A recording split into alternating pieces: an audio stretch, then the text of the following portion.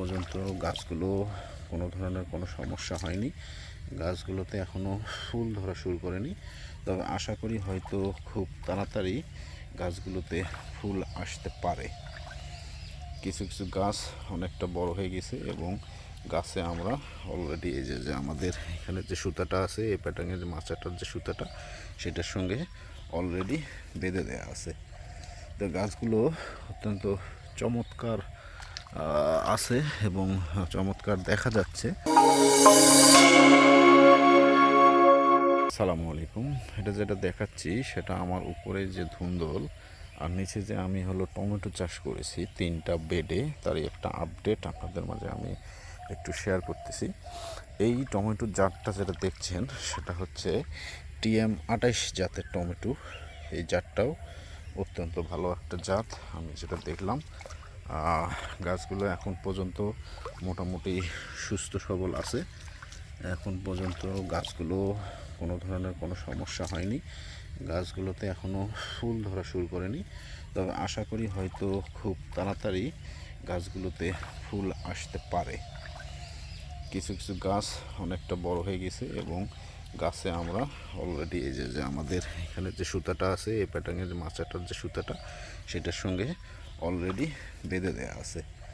তো গাছগুলো অত্যন্ত চমৎকার আছে এবং চমৎকার দেখা যাচ্ছে।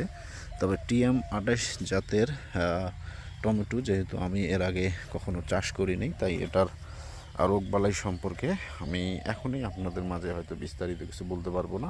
তবে আমি আশাবাদী এটার অভিজ্ঞতা নিয়ে আপনাদের মাঝে হয়তো আমি শেয়ার করতে পারবো। তবে আমি সবসময় চেষ্টা করি যে আমি যেটা করি সেটার অভিজ্ঞতা ছাড়া আমি কখনো সেটা অন্যকে পরামর্শ প্রদান করি না।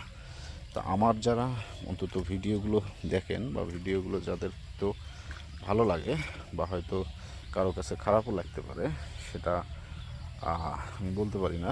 কারণ আমি যেটা আপনাদের দেখানোর চেষ্টা করি সেটা আমার ভিডিওর সবসময় থাম্বনেইলে আপনারা দেখবেন যে অভিজ্ঞতা শেয়ার এই কথাটা লেখা থাকে। আমি সাধারণত কোনো কৃষি পরামর্শ কারোর সঙ্গে প্রদান করি না। আমার মতো যারা ছোট ছোট উদ্যোক্তা, যারা এইভাবে হয়তো কৃষির সাথে সম্পৃক্ত, তারা হয়তো এটা দেখে হয়তো কিছু শিখতে পারে বা কিছু বুঝতে পারে, সেটাই আমার হয়তো সাকসেস। তবে আমি যেহেতু অভিজ্ঞতা সঞ্চয় করতেছি, এটা থেকে পরবর্তীতে হয়তো আমি আপনাদের মাঝে এই অভিজ্ঞতাগুলো হয়তো শেয়ার করতে পারবো এবং বিস্তারিত রোগবালাই সম্পর্কেও হয়তো ভবিষ্যতে ইনশাল্লাহ পরামর্শ হয়তো আপনাদের মাঝে আমি সেটা শেয়ার করতে পারবো। তো সে পর্যন্ত ভালো থাকবেন। আসসালামু আলাইকুম।